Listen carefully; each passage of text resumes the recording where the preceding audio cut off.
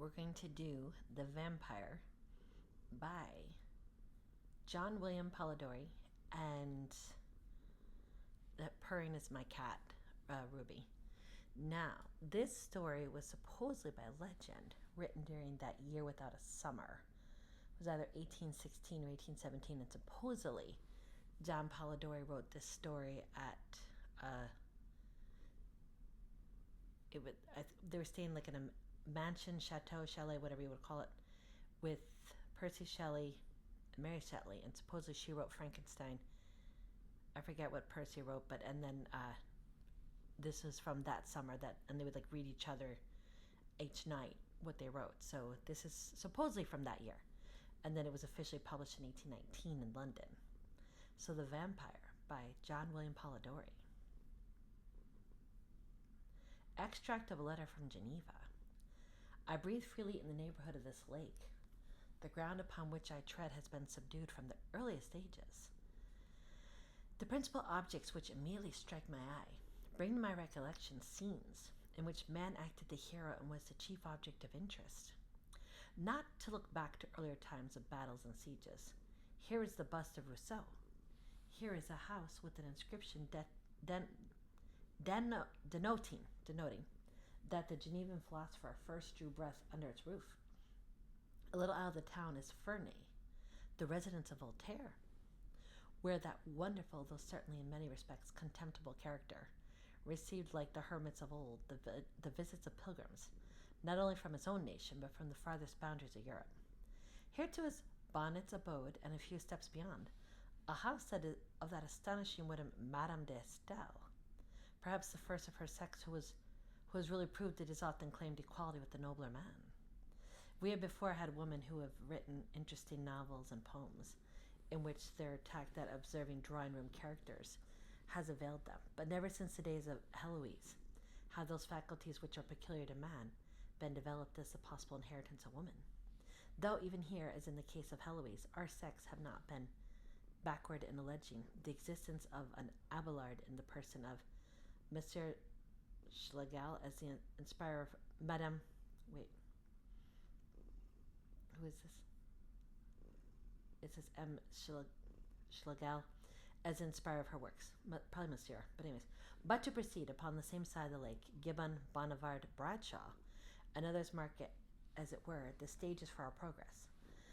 Whilst upon the other side there is one house built by Diodati, the friend of Milton, which has contained within its walls for several months that poet whom we have so often read together, and who, if human passions remain the same, and human feelings, like chords on being swept by nature's impulses, shall vibrate as before, will be placed by posterity in the first rank of our English poets.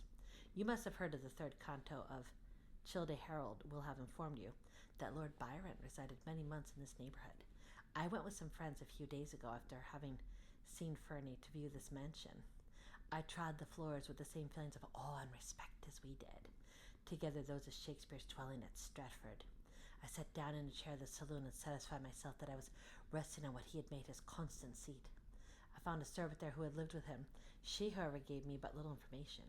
She pointed out his bedchamber upon the same level as the saloon and the dining room, and informed me that he had retired to rest at 3, got up at 2, and employed himself a long time over his toilette, that he never went to sleep without a pair of pistols and a dagger by his side, and that he never ate animal food. He apparently spent some part of every day upon the lake in an English boat. There is a balcony from the saloon which looks upon the lake and the mountain Jura. I imagine that it must have been hence he contemplated the storm so magnificently described in the third canto, for you have from here a most extensive view of all the poets he has therein depicted. I can fancy him like the scathed pine, whilst all around was sunk to repose, still waking to observe what gave but a weak image of the storms which had desolated his own breast. The sky is changed, and such a change, O night, and storm and darkness your wondrous strong. Yet love in your strength as is the light of a dark-eyed woman, far along from peak to peak, the rattling crags among, leaps the lyre thunder, not from one lone cloud, but every mountain now hath found a tongue, and Jura answers through her misty shroud, back to the joyous Alps who call to her aloud. And this is the night, most glorious night. Thou wert not sent for slumber. Let me be a share in thy far and fierce delight, a portion of the tempest and of me. Howlet the lake shines a phosphorescent sea, and the big rain comet dancing to the earth. And now against his black, and now the glee of all the loud hills shakes with its mountain mirth, as if they did rejoice over a young earthquake's birth. Now where the swift Rhine cleaves his way between heights which appear as lovers who have parted in haste, whose mining depths so intervene that they can meet no more, though broken-hearted, though in their souls which thus each other thwarted, love was the very root of a fond rage, which blighted their life's bloom and then departed, itself expired but leaving them an age of years all winter war within themselves to wage. I went down to the little port, if I may use the expression, wherein his vessel used to lay, and conversed with the codger who had the care of it. You may smile, but I have my pleasure in thus helping my personification of the individual I admire, by attaining to the knowledge of those circumstances which were daily around him. I have made numerous inquiries into the town concerning him, but can learn nothing. He only went into society there once, when Monsieur Pictet took him to the house of a lady to spend the evening. They say he is a very singular man, and seem to think him very uncivil. Amongst other things, they relate that having invited Monsieur Piquet and Bonstetten to dinner, he went on the lake to Chillon, leaving a gentleman who had traveled with him to receive them and make his apologies. Another evening, being invited to the house of Lady D.H., he promised to attend, but upon approaching the windows of her ladyship's villa, and perceiving the room to be full of company, he set down his friend, desiring him to please excuse and immediately returned home. This will serve as a contradiction to the report which you tell me is current in England, of his having been avoided by his countrymen on the continent. This case happens to be directly the reverse, as he has been generally sought by them, though on most occasions apparently without success. It is said, indeed, that upon paying his first visit to Coppet, following the servant who had announced his name, he was surprised to meet a lady, carried out fainting, but before he had been seated many minutes, the same lady, who had been so affected at the sound of his name, returned and conversed with him a considerable time, such as female curiosity and affectation. He visited Coppet frequently, and of course associated there with several of his countrymen, who evinced no reluctance to meet him, whom his enemies alone would represent as an outcast. Though I have been so unsuccessful in this town, I have been more fortunate in my inquiries elsewhere. There is a society 3 or 4 miles from Geneva, the center of which the Countess of Brosse, a Russian lady, well acquainted with the agremens de la société, and who has collected them round herself at her mansion. It was chiefly here I find that the gentleman who travelled with Lord Byron as physician sought for society. He used almost every day to cross the lake by himself in one of their flat-bottomed boats, and returned after passing the evening with his friends, about 11 or 12 at night, often whilst the storms were raging in the circling summits of the mountains around. As he became intimate from long acquaintance with several of the families in this neighbourhood, I have gathered from their accounts some excellent traits of his lordship's character, which I will relate to at some future opportunity. I must, however, free him from one imputation attached to him, of having in his house 2 sisters as the partakers of his revels. This is, like many other charges which have been brought out against his lordship, entirely destitute of truth. His only companion was the physician I have already mentioned. The report originated from the following circumstance. Monsieur Percy Bysshe Shelley, a gentleman well known for extravagance of doctrine, and for his daring in the profession even to sign himself with the title of Athos in the album at Chamonix, having taken a house below, in which he resided with Miss M.W. Godwin and Miss Claremont, the daughters of the celebrated Mr. Godwin. They were frequently visitors in Diodati, and were often seen upon the lake with his lordship, which gave rise to the report, the truth of which is here positively denied. Among other things which the lady, from whom I procured these anecdotes, related to me, she mentioned the outline of a ghost story by Lord Byron. It appears that one evening, Lord B., Mr. P.B. Shelley, and 2 ladies and the gentleman, before alluded to after having perused a German work, which was entitled Phantasmagoria, began relating ghost stories, when his lordship, having recited the beginning of Christabel, then unpublished, the whole took so strong a hold of Mr. Shelley's imagination that he suddenly started up and ran out of the room. The physician and Lord Byron followed, and discovered him leaning against the mantelpiece with cold drops of perspiration trickling down his face. After having given him something to refresh him, upon inquiring into the cause of his alarm, they found that his wild imagination having pictured to him the bosom of one of the ladies with eyes, which was reported of a lady in the neighbourhood where he lived, he was obliged to leave the room in order to destroy the impression. It was afterwards proposed in the course of conversation that each of the company present should write a tale depending upon some supernatural agency, which was undertaken by Lord B, the physician, and Miss W. Godwin. My friend, the lady above referred to, had in her possession the outline of each of these stories. I obtained them as a great favor, and herewithin forward them to you, as I was assured you would feel as much curiosity as myself to peruse the debauches of so great a genius and those immediately under his influence. Since published under the title Frankenstein or the Modern Prometheus, the Vampire Introduction. The superstition upon which this tale is founded is very general in the East. Among the Arabians it appears to be common. It did not, however, extend itself to the Greeks until after the establishment of Christianity, and has only assumed its present form since the division of the Latin and Greek churches, at which time the idea becoming prevalent that a Latin body could not corrupt if buried in their territory. It gradually increased and formed the subject of many wonderful stories still extant of the dead rising from their graves and feeding upon the blood of the young and beautiful. In the West it spread with some slight variation all over Hungary, Poland, Austria, and Lorraine, where the belief existed that vampires nightly imbibed a certain portion of the blood of their victims, who became emaciated, lost their strength, and speedily died of consumptions, whilst these human bloodsuckers fattened, and their veins became distended to such a state of repletion as to cause the blood to flow from all the passages of their bodies, and even from the very pores of their skin. Yuck! In the London Journal of March 1732 is a curious and, of course, credible account of a particular case of vampirism, which is stated to have occurred at Madriaga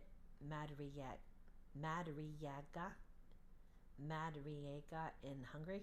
It appears that upon an examination of the commander-in-chief and magistrates of the place, they positively and unanimously affirmed that about 5 years before, a certain Hayduke named Arnold Paul had been heard to say that at Kosovia, on the frontiers of the Turkish Serbia, he had been tormented by a vampire, but had found a way to rid himself of the evil by eating some of the earth out of the vampire's grave and rubbing himself with his blood. This precaution, however, did not prevent him from becoming a vampire himself. For about 20 or 30 days after his death and burial, many persons complained of having been tormented by him, and a deposition was made that 4 persons had been deprived of life by his attacks. To prevent further mischief, the inhabitants, having consulted their Hadagini, took up the body and found it, as is supposed to be usual in cases of vampirism, fresh and entirely free from corruption, and emitting at the mouth, nose, and ears pure and florid blood. Proof having been thus obtained, they resorted to the accustomed remedy. A stake was driven entirely through the heart and body of Arnold Paul, at which he is reported to have cried out as dreadfully as if he had been alive. This done, they cut off his head, burned his body, and threw the ashes into his grave. The same measures were adopted with the corpses of the persons who had previously died from vampirism, lest they should in their turn become agents upon others who survived them. The universal belief is that a person sucked by a vampire becomes a vampire himself and sucks in his turn. Chief Bailiff. This monstrous rhodomontade is here related because it seems better adapted to illustrate the subject of the present observations than any other instance which could be adduced. In many parts of Greece it is considered as a sort of punishment after death for some heinous crime committed whilst in existence, that the deceased is not only doomed to vampiris, but compelled to confine his infernal visitations solely to those beings he loved most while upon earth, those to whom he was bound by the ties of kindred and affection. A supposition alluded to in the Giaour. But first on earth the vampire sent, thy corse shall from its tomb be rent, then ghastly haunt the native place, and suck the blood of all the race. There from thy daughter, sister, wife, at midnight drain the street of life, yet loath the banquet which, perforce, must feed thy livid living corse. Thy victims, ere they yet expire, shall know the demon for their sire. As cursing thee, thou cursing them, thy flowers are withered on the stem, but one that for thy crime must fall, the youngest, best beloved of all, shall bless thee with the Father's name. That word shall warp thy heart in flame, yet thou must end thy task and mark her cheeks less tinge, her eyes less spark, and the last glassy glance must view, which freezes o'er its lifeless blue. Then with unhallowed hand shall tear the tresses of her yellow hair, of which in life a lock when shorn, affection's fondest pledge was worn, but now is borne away by thee, memorial of thine agony. Yet with thine own best blood shall drip thy gnashing tooth and haggard lip. Then stalking to thy sullen grave, go and with ghouls and afrits rave, till these in horror shrink away from spectre most accursing than they. Mr. Southey has also introduced in his wild but beautiful poem of Thalaba the vampire chorus of the Arabian maid Oniza, who is represented as having returned from the grave for the purpose of tormenting him. She best loved whilst in existence, but this cannot be supposed to have resulted from the sinfulness of her life. She being portrayed throughout the whole of the tale as a complete type of purity and innocence. The voracious Tournefort gives a long account in his travels of several astonishing cases of vampirism to which he pretends to have been an eyewitness, and Calmet, in his great work upon this subject, besides a variety of anecdotes and traditionary narratives, illustrates of its effects, has put forth some learned dissertations, tending to prove it to be a classical as well as barbarian error.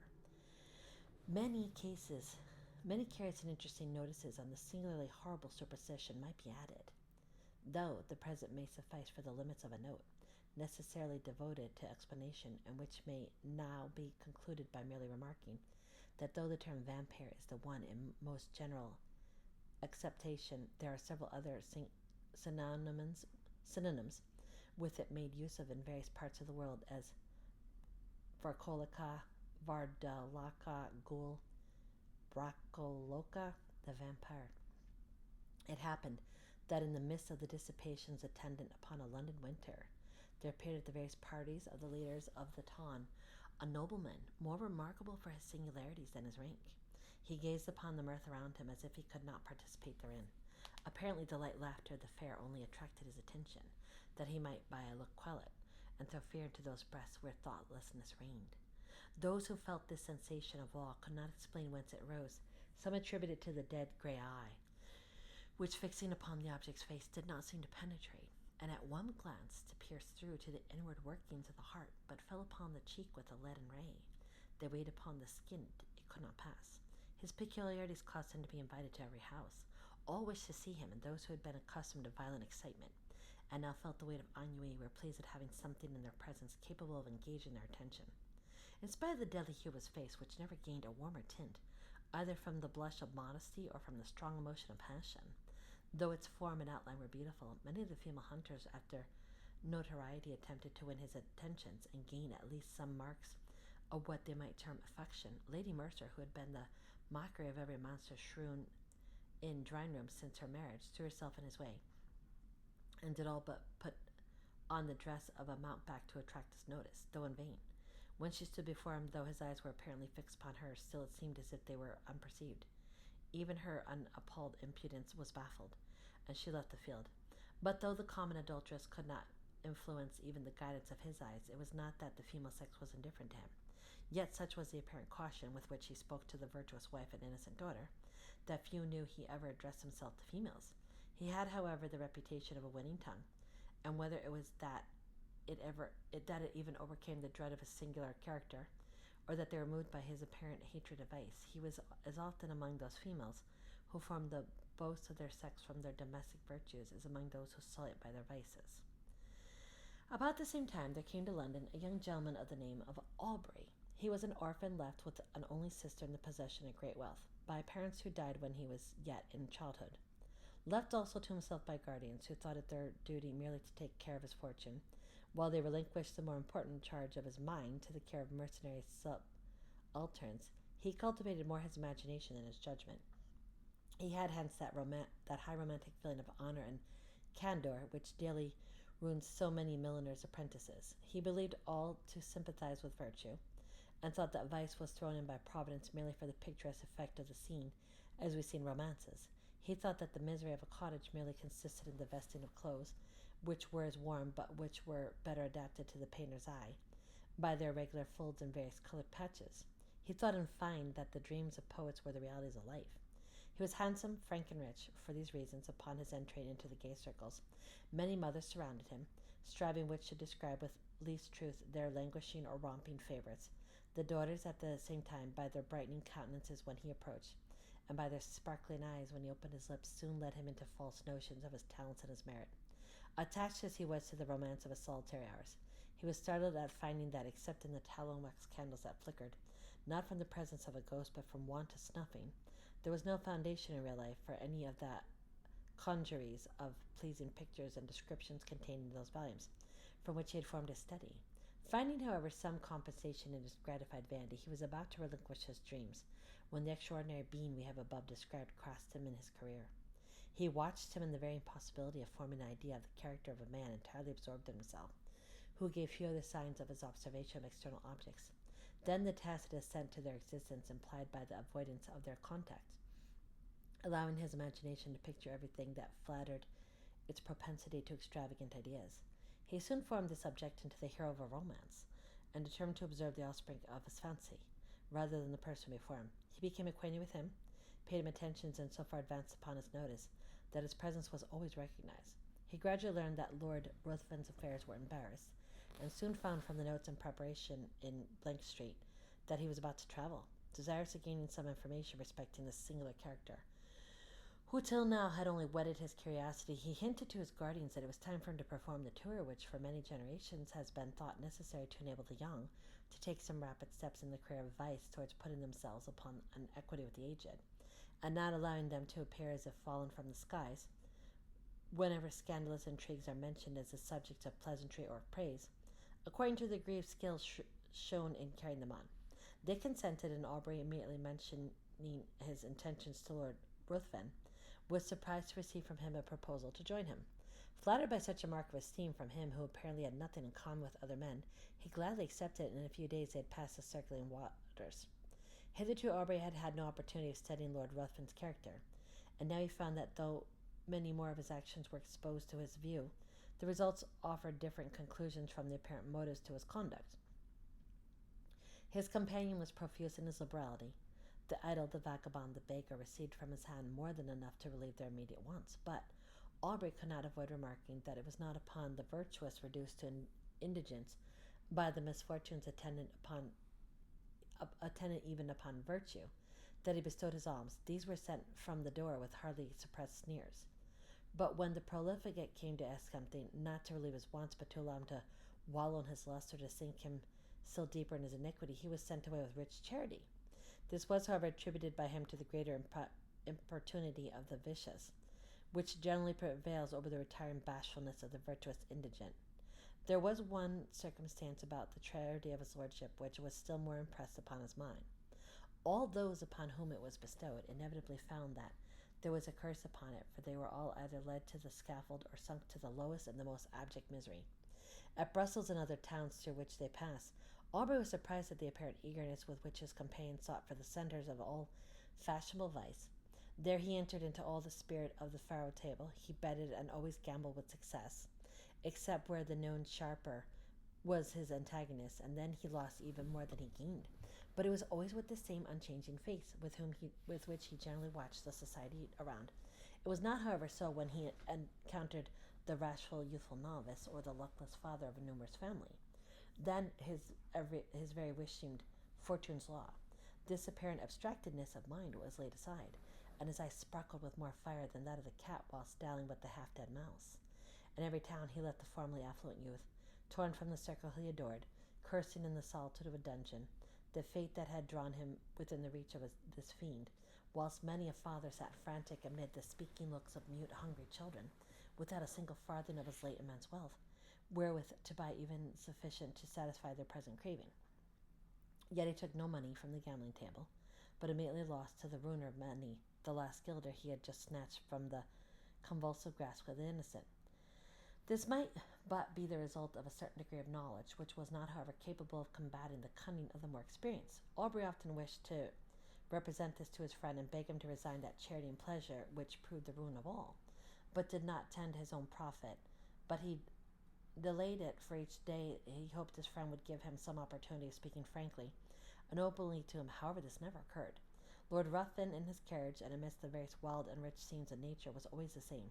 His eye spoke less than his lip, and though Aubrey was near the object of his curiosity, he obtained no greater gratification from it than the constant excitement of the vainly wishing to break that mystery, which to his exalted imagination began to assume the appearance of something supernatural. They soon arrived at Rome, and Aubrey for a time lost sight of his companion. He left him in daily attendance upon the morning circle of an Italian countess, whilst he went in search of the memorials of another almost deserted city. Whilst he was thus engaged, letters arrived from England, which he opened with eager impatience. The first was from his sister, breathing nothing but affection. The others were from his guardians. The latter astonished him, if it had before entered into his imagination that there was an evil power resident in his companion. These seemed to give him sufficient reason for the belief. His guardians insisted upon his immediately leaving his friend, and urged that his character was dreadfully vicious, for that the possession of irresistible powers of seduction rendered his licentious habits more dangerous to society.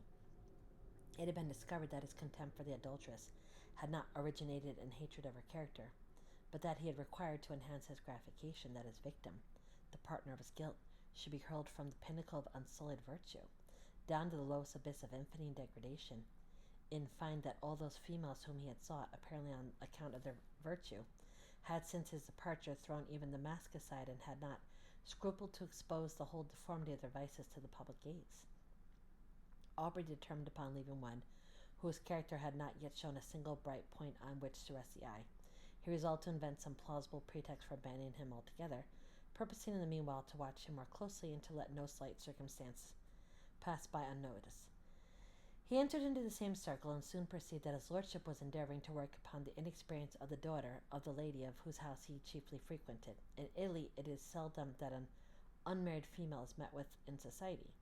He was therefore obliged to carry on his plans in secret, but Aubrey's eye followed him in all his windings, and soon discovered that an assignation had been appointed, which would most likely end in the ruin of an innocent though thoughtless girl. Losing no time, he entered the apartment of Lord Ruthven, and abruptly asked him his intentions with respect to the lady, informing him at the same time that he was aware of his being about to meet her that very night. Lord Ruthven answered that his intentions were such as he supposed all would have upon such an occasion, and upon being pressed whether he intended to marry her, merely laughed. Aubrey retired, and immediately writing a note to say that from that moment he must decline accompanying his lordship in the remainder of their proposed tour, he ordered his servant to seek other apartments, and calling upon the mother of the lady, informed her of all he knew, not only with regard to her daughter, but also concerning the character of his lordship. The assignation was prevented. Lord Ruthven next day merely sent his servant to notify his complete assent to a separation, but did not hit any suspicion of his plans having been foiled by Aubrey's interposition. Having left Rome, Aubrey directed his steps towards Greece, and crossing the peninsula soon found himself at Athens. He then fixed his residence in the house of a Greek, and soon occupied himself in tracing the faded records of ancient glory upon monuments that, apparently ashamed of chronicling the deeds of freemen only before slaves, had hidden themselves beneath the sheltering soil or many-colored lichen. Under the same roof as himself existed a being, so beautiful and delicate that she might have formed the model for a painter wishing to portray on canvas the promised hope of the faithful in Mahomet's paradise, save that her eyes spoke too much mind for anyone to think she could belong to those who had no souls. As she danced upon the plain or tripped along the mountainside, one would have thought the gazelle a poor type of her beauties, for she would have exchanged her eye, apparently the eye of animated nature, for that sleepy, luxurious look of the animal suited but to the taste of an epicure. The light step of Ianthe often accompanied Aubrey in his search after antiquities, and often would the unconscious girl engaged in the pursuit of the cashmere butterfly show the whole beauty of her form, floating as if it were upon the wind, to the eager gaze of him who forgot the letters he had just deciphered upon an almost effaced tablet in the contemplation of her sylph-like figure. Often would her tresses, falling as she flitted around, exhibit in the sun's rays such delicately brilliant and swiftly fading hues. It might well excuse the forgetfulness of the antiquary, who let escape from his mind the very object he had before thought of vital importance to the proper interpretation of a passage in Pausanias. But why attempt to describe charms which all feel but none can appreciate? It was innocence, youth, and beauty, unaffected by crowded drawing rooms and stifling balls. Whilst he drew those remains of what he wished to preserve a memorial for his future hours, she would stand by and watch the magic effects of his pencil, tracing the scenes of her native place. She would then describe to him the circling dance.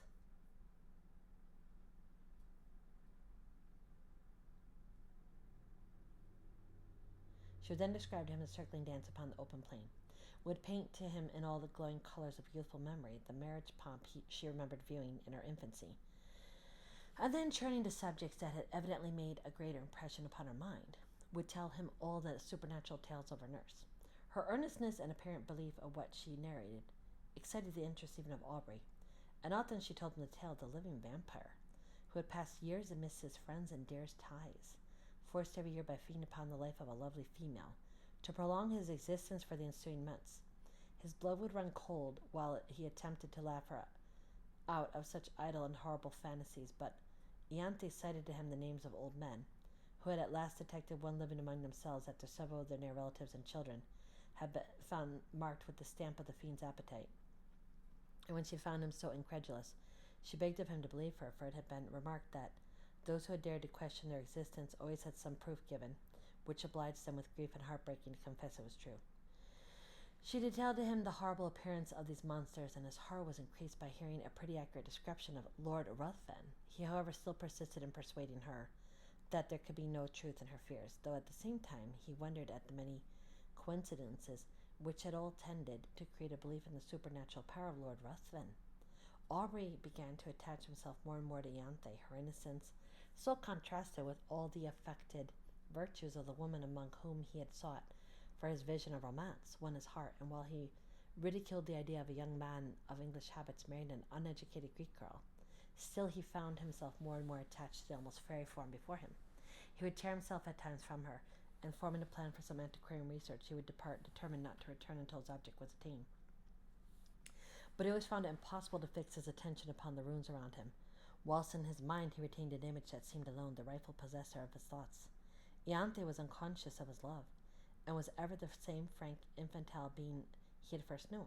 She always seemed to part from him with reluctance, but it was because she had no longer anyone with whom she could visit her favorite haunts, whilst her guardian was occupied in sketching or uncovering some fragment which had yet escaped the destructive hand of time. She had appealed to her parents on the subject of vampires, and they both, with several present, affirmed their existence, pale with horror at the very name. Soon after, Aubrey determined to proceed upon one of his excursions, which was to detain him for a few hours. When they heard the name of the place, they all at once begged of him not to return at night, as he must necessarily pass through a wood where no Greek would ever remain, after the day closed upon any consideration. They described it as a resort of the vampires in their nocturnal orgies, and denounced the most heavy exiles as impending upon him who dared to cross their path. Aubrey made light of their representations and tried to laugh them out of the idea, but when he saw them shudder at his daring thus to mock a superior infernal power, the very name of which apparently made their blood freeze, he was silent. Next morning, Aubrey set off on his excursion unattended. He was surprised to observe the melancholy face of his host, and was concerned to find that his words, mocking the belief of those horrible fiends, had inspired them with such terror. When he was about to depart, Ianthe came to the side of his horse, and earnestly begged of him to return, ere night allowed the power of those beings to be put in action. He promised. He was, however, so occupied in his research that he did not perceive that daylight would soon end, and in the horizon there was one of those specks which in the warmer climates so rapidly gather into a tremendous mass, and pour all their rage upon the devoted country. He at last, however, mounted his horse, determined to make up by speed for his delay, but it was too late. Twilight in these southern climates is almost unknown. Immediately the sun sets, night begins, and ere he had advanced far, the power of the storm was above. Its echoing thunders had scarcely an interval of rest. Its thick, heavy rain forces its way through the canopy and foliage, while the blue forked lightning seemed to fall and radiate at his very feet. Suddenly his horse took fright, and he was carried with dreadful rapidity through the entangled forest. The animal at last, through fatigue, stopped, and he found by the glare of lightning that he was in the neighborhood of a hovel that hardly lifted itself from the masses of dead leaves and brushwood which surrounded it. Dismounting, he approached, hoping to find someone to guide him to the town, or at least trusting to obtain shelter from the pelting of the storm. As he approached, the thunders, for a moment silent, allowed him to hear the dreadful shrieks of a woman, mingled with the stifling, exultant mockery of a laugh. Continued in one almost unbroken sound, he was startled, but roused by the thunder, which again rolled over his head. He, with a sudden effort, forced open the door of the hut. He found himself in utter darkness. The sound, however, guided him. He was apparently unperceived, for though he called, still the sounds continued, and no notice was taken of him. He found himself in contact with someone whom he immediately seized when a voice cried, again baffled, to which a loud laugh succeeded, and he found himself grappled by one whose strength seemed superhuman.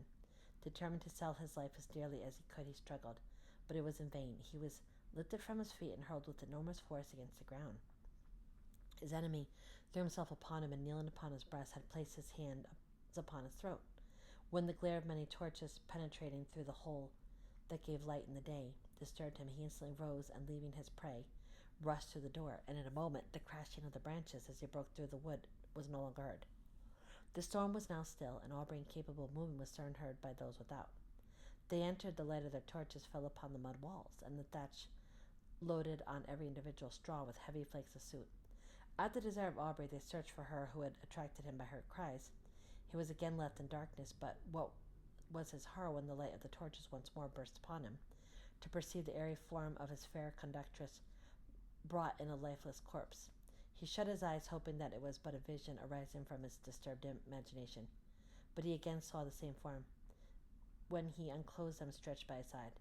There was no color upon her cheek, not even upon her lip, yet there was stillness about her face that seemed almost as attaching as the light that once dwelt there.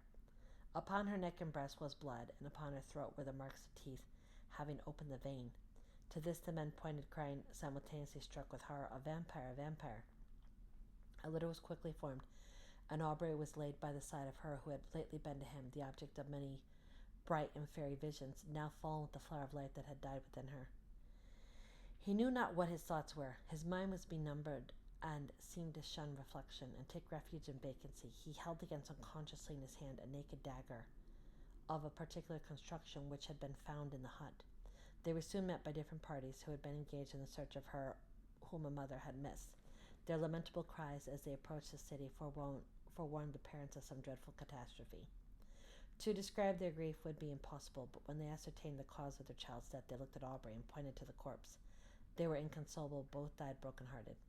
Aubrey, being put to bed, was seized with the most violent fever, and was often delirious. In these intervals he would call upon Lord Ruthven, and upon Ianthe, by some unaccountable combination, he seemed to beg of his former companion to spare the being he loved. And other times he would imprecate maledictions upon his head, and curse him as her destroyer.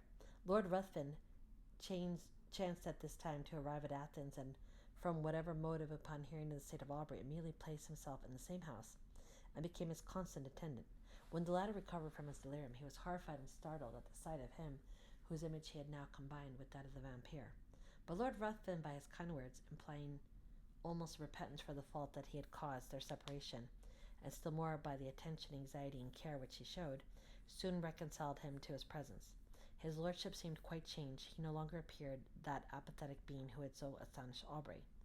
But as soon as his convalescence began to be rapid, he again gradually retired into the same state of mind, and Aubrey perceived no difference from the former man, except that at times he was surprised to meet his gaze fixed intently upon him, with a smile of malicious exultation playing upon his lips.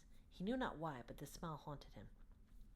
During the last stage of the invalid's recovery, Lord Ruthven was apparently engaged in watching the tideless waves raised by the cooling breeze, or in marking the progression of those orbs circling like our world the moveless sun. Indeed, he appeared to wish to avoid the eyes of all. Aubrey's mind by this shock was much weakened, and that elasticity of spirit which has once so distinguished him now seemed to have fled forever. He was now as much a lover of solitude and silence as Lord Ruthven, but much as he wished for solitude, his mind could not find it in the neighborhoods of Athens. If he sought it amidst the ruins he had formerly frequented, Ianthe's form stood by his side. If he sought it in the woods, her light step would appear wandering amidst the underwood, in quest of a modest violet, then suddenly turning round, which showed his wild imagination her pale face and wounded throat, with a meek smile upon her lips. He determined to fly scenes, every feature of which created such bitter associations in his mind. He proposed to Lord Ruthven, to whom he had held himself bound by the tender care he had taken of him during his illness, that they should visit those parts of Greece neither had yet seen. They travelled in every direction, and sought every spot to which a recollection could be attached. But though they thus hastened from place to place, yet they seemed not to heed what they gazed upon. They heard much of robbers, but they gradually began to slight these reports, which they imagined were only the invention of individuals, whose interest it was to excite the generosity of those whom they defended from pretended dangers. In consequence of thus neglecting the advice of the inhabitants, on one occasion they travelled with only a few guards, more to serve as guides than as defence. Upon entering, however, a narrow defile at the bottom of which was the bed of a turret, with large masses of rock brought down by the neighbouring precipices, they had reason to repent their negligence, for scarcely were the whole of the party engaged in the narrow pass, when they were startled by the whistling of bullets close to their heads and by the echoed report of several guns. In an instant their guards had led them, and placing themselves behind rocks, had begun to fire in the direction whence the report came. Lord Ruthven and Aubrey, imitating their example, retired for a moment behind the sheltering turn of a defile, but ashamed of thus being detained by a foe, who with insulting shouts bade them advance, and being exposed to unresisting slaughter, if any of the robbers should climb above and take them in the rear, they determined at once to rush forward in search of the enemy. Hardly had they lost the shelter of the rock when Lord Ruthven received a shot in the shoulder which brought him to the ground. Aubrey hastened to his assistance, and, no longer heeding the contest or his own peril, was soon surprised by seeing the robbers' faces around him. His guards having, upon Lord Ruthven's being wounded, immediately thrown up their arms and surrendered. By promises of great reward, Aubrey soon induced him to convey his wounded friend to a neighbouring cabin, and having agreed upon a ransom, he was no more disturbed by their presence, they being content merely to guard the entrance till their comrades should return with the promised sum, for which he had an order. Lord Ruthven's strength rapidly decreased. In 2 days mortification ensued, and death seemed advancing with hasty steps. His conduct and appearance had not changed. He seemed as unconscious of pain as he had been of the objects about him.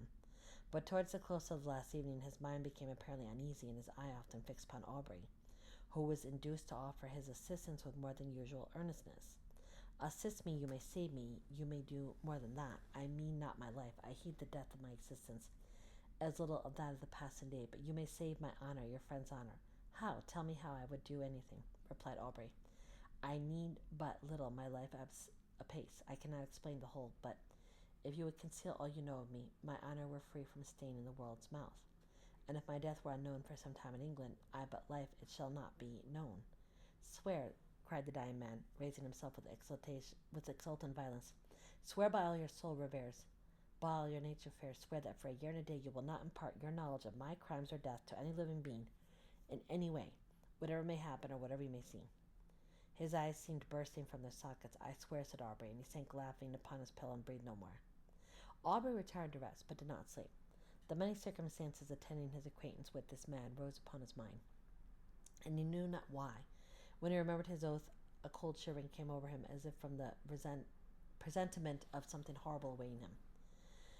Rising early in the morning, he was about to enter the hovel in which he had left the corpse, when a robber met him and informed him that it was no longer there, having been conveyed by himself and the comrades, upon his retiring, to the pinnacle of a neighbouring mount, according to a promise they had given his lordship, that it should be exposed to the first cold ray of the moon that rose after his death. Aubrey, astonished and taking several of the men, determined to go and bury it upon the spot where it lay, but when he had mounted to the summit he found no trace of either the corpse or the clothes, though the robbers swore they pointed out the identical rock on which they had laid the body. For a time his mind was bewildered in conjectures, but he at last returned, convinced that they had buried the corpse for the sake of the clothes.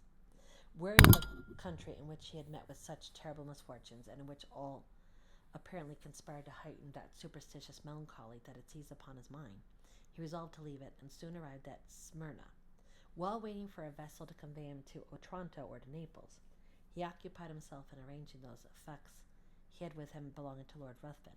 Amongst other things, there was a case containing several weapons of offence, more or less adapted to ensure the death of the victim. There were several daggers and atagans. Whilst turning them over and examining their curious forms, what was his surprise at finding a sheath apparently ornamented in the same style as the dagger discovered in the fatal hut. He shuddered, hastening to gain further proof. He found the weapon, and his horror may be imagined when he discovered that it had fitted, though peculiarly shaped, the sheath he held in his hand. His eyes seemed to need no further certainty. They seemed gazing to be bound to the dagger, yet still he wished to disbelieve.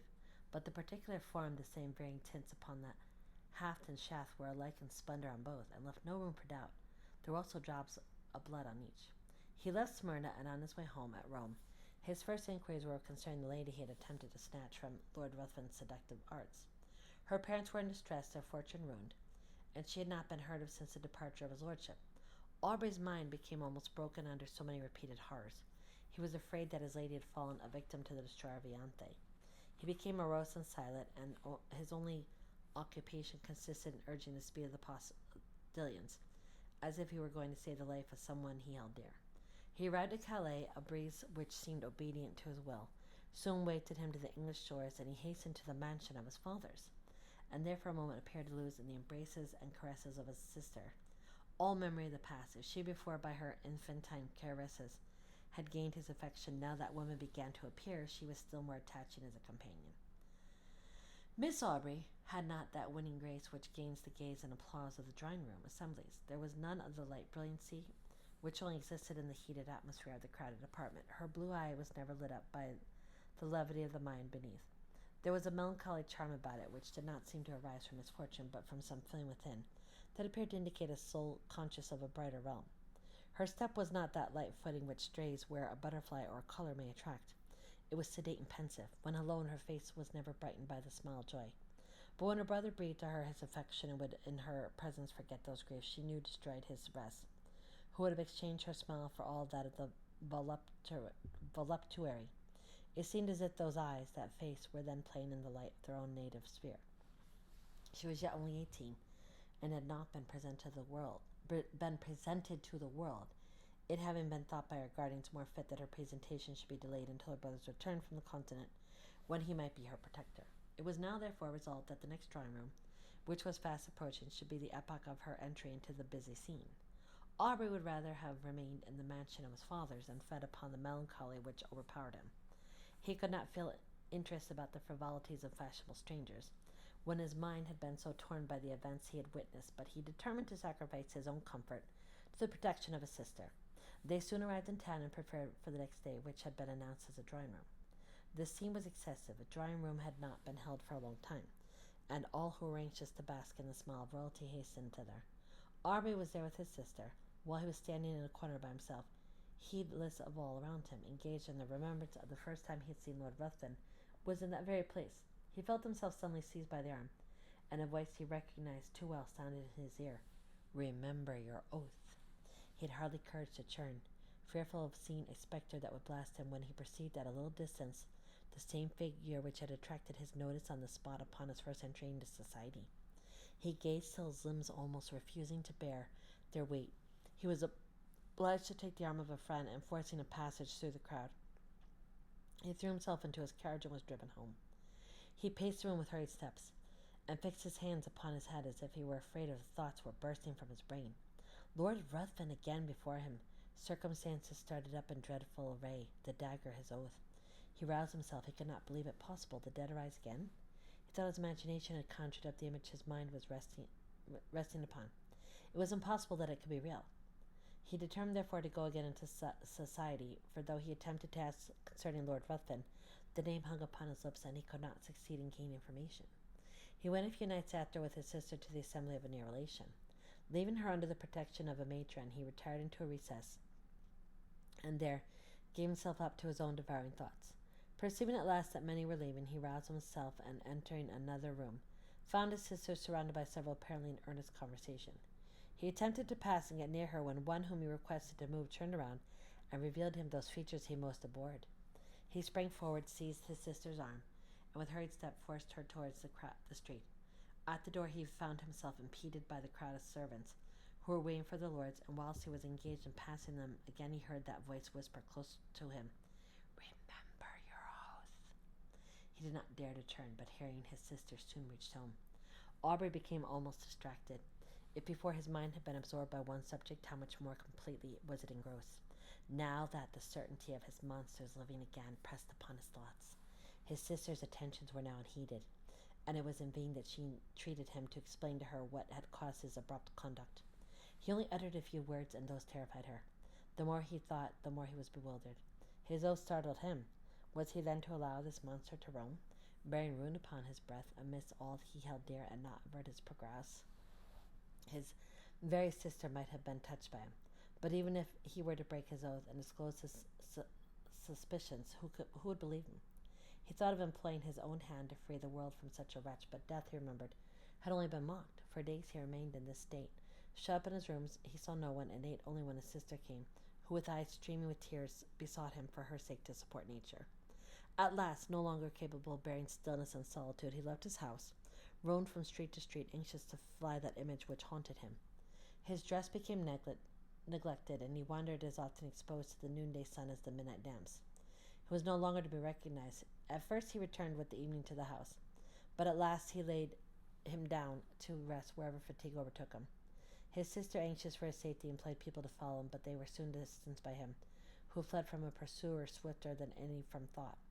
His conduct, however, suddenly changed. Struck with the idea that he left by his absence the whole of his friends with a fiend amongst them, of whose presence they were unconscious, he determined to enter again into society, and watch him closely, anxious to forewarn, in spite of his oath, all whom Lord Ruthven approached with intimacy. But when he entered into a room, his haggard and suspicious looks were so striking, his inward shuddering so visible, that his sister was at last obliged to beg of him to abstain from seeking for her sake a society which affected him so strongly. When, however, remonstrance proved unavailing, the guardians thought proper to interpose, and fearing that his mind was becoming alienated, they thought it high time to resume again that trust which had been before imposed upon them by Aubrey's parents. Desirous of saving him from the injuries and sufferings he had daily encountered in his wanderings, and of preventing him from exposing to the general eye those marks of which they considered folly, they engaged a physician to reside in the house and take constant care of him. He hardly appeared to notice it, so completely was his mind absorbed by one terrible subject. His incoherence became at last so great that he was confined to his chamber. There he would often lie for days, incapable of being roused.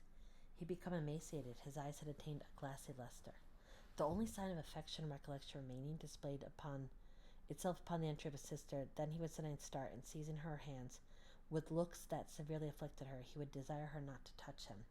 "Oh, do not touch him. If your love for me is aught, do not go near him." When, however, she inquired to whom he referred, his only answer was "True, true," and again he sank into a state whence not even she could rouse him. This lasted many months. Gradually, however, as the year was passing, his incoherences became less frequent, and his mind threw off a portion of its gloom, whilst his guardians observed that several times in the day he would count upon his fingers a definite number and then smile. This time had nearly elapsed, whereupon the last day of the year, one of his guardians entering his room began to converse with his physician upon the melancholy circumstances of Aubrey's being in so awful a situation when his sister was going next day to be married. Instantly Aubrey's attention was attracted. He asked anxiously to whom. Glad of this mark of returning intellect of which they feared had been deprived, they mentioned the name of the Earl of Marsden. Thinking this was a young earl whom he had met in society, Aubrey seemed pleased, and astonished them still more by his expressing his intent to be present at the nuptials and desiring to see his sister. They answered not, but in a few minutes his sister was with him. He was apparently again capable of being affected by the influence of her lovely smile, for he pressed her to his breast and kissed her cheek, wet with tears flowing at the thought of her brother's being once more alive to the feelings of affection. He began to speak with all his wonted warmth and to congratulate her upon her marriage with a person so distinguished for rank and every accomplishment, when he suddenly perceived a locket upon her breast. Opening it, what was his surprise beholding the features of the monster who had so long influenced his life. He seized the portrait in a paroxysm of rage and trampled it underfoot. Upon her asking him why he thus destroyed the resemblance of her future husband, he looked as if he did not understand her. Then seizing her hands and gazing on her with a frantic expression of countenance, he bade her swear that she would never wed this monster, for he could not advance it. It seemed as if that voice again bade him remember his oath. He turned suddenly round, thinking Lord Ruthven was near him, but saw no one. In the meantime, the guardians and physician, who had heard the whole and thought this was but a return of his disorder, entered, and forcing him from Miss Aubrey, desired her to leave him. He fell upon his knees to them. He implored, he begged of them to delay but for one day. They, attributing this to the insanity they imagined had taken possession of his mind, endeavored to pacify him and retired. Lord Ruthven had called the morning after the drawing-room, and had been refused with every one else. When he heard of Aubrey's ill health, he readily understood himself to be the cause of it. But when he learned that he was deemed insane, his exultation and pleasure could hardly be concealed from those among whom he had gained this information. He hastened to the house of his former companion, and by constant attendance and the pretense of great affection for the brother and interest in his fate, he gradually won the ear of Miss Aubrey. Who could resist his power? His tongue had danders and toils to recount, could speak of himself as an individual having no sympathy with any being on the crowded earth, save with her to whom he addressed himself, could tell how, since he knew her, his existence had begun to seem worthy of preservation. If it were merely that he might listen to her soothing accents, in fine, he knew so well how to use the servant's art, or such was the will of fate, that he gained her affections. The title of the elder branch falling at length to him, he obtained an important embassy which served as an excuse for hastening the marriage, in spite of her brother's deranged state, which was to take place the very day before his departure for the continent. Aubrey, when he was left by the physician and his guardians, attempted to bribe the servants, but in vain. He asked for pen and paper was given him. He wrote a letter to his sister, conjuring her, as she valued her own happiness, her own honor, and the honor of those now in the grave, who once held her in their arms as their hope and the hope of their house, to delay but for a few hours that marriage, on which he denounced the most heavy curses. The servants promised they would deliver it, but giving it to the physician, he thought it better not to harass any more the mind of Miss Aubrey by what he considered the ravings of a maniac. Night passed on without rest to the busy inmates of the house, and Aubrey heard, with a horror that may more easily be convinced than described, the notes of busy preparation. Morning came, and the sound of carriages broke upon his ear. Aubrey grew almost frantic. The curiosity of the servants at last overcame their vigilance. They gradually stole away, leaving him in the custody of a helpless old woman. He seized the opportunity with one bound, was out of the room, and in a moment found himself in the apartment where all were nearly assembled. Lord Ruthven was the first to perceive him. He immediately approached, and taking his arm by force, hurried him from the room, speechless with rage. When on the staircase, Lord Ruthven whispered in his ear, "Remember your oath, and know, if not my bride today, your sister is dishonored. Women are frail." So saying, he pushed him towards his attendants, who, roused by the old woman, had come in search of him. Aubrey could no longer support himself. His rage, not finding vent, had broken a blood vessel and was conveyed to bed. This was not mentioned to his sister, who was not present when he entered, as the physician was afraid of agitating her. The marriage was solemnized, and the bride and groom left London. Aubrey's weakness increased. The effusion of blood produced symptoms of the near approach of death. He desired his sister's guardians might be called, and when the midnight hour had struck, he related composedly what the reader had perused. He died immediately after. The guardians hastened to protect Miss Aubrey, but when they arrived, it was too late. Lord Ruthven had disappeared, and Aubrey's sister had glutted the thirst of a vampire. Extract of a letter containing an account of Lord Byron's residence in the island of Mitylene. Account of Lord Byron's residence. This world has all but before him where to choose his place of rest, and this is another story. Alright, so that was The Vampire by John Polidori. And so basically it's supposedly they wrote this that summer without the year without a summer, because Krakatoa had erupted, I believe. And so let me pull our card real quick, and then we'll jump on to the next story. I've got some Lord Dunsany next in the lineup, and also Sleepy Hollow. I'm probably not going to get Sleepy Hollow tonight, it's too long. And I'll probably do Lord Dunsany tonight. There's two of them. They're pretty short. They won't be too long. And I've already got the Sword of Welleran up by him. Lord Dunsany was a big influence on Lovecraft, so that's why I wanted to include some of his work on the channel. Plus, I already did 13 at table. Okay, we have the High Priestess reversed. So there's something in the subconscious that is being, when this is upright, it's like something is subconscious. When it is reversed, it's like something is being resisted. There's something in the subconscious that wants to come to you, but it's being resisted. You've also got the Ace of Swords, which is reversed as well. So there's like blocked energy. There's something your subconscious is trying to talk to you about, but you're resisting it. So that's what the energy of those cards is.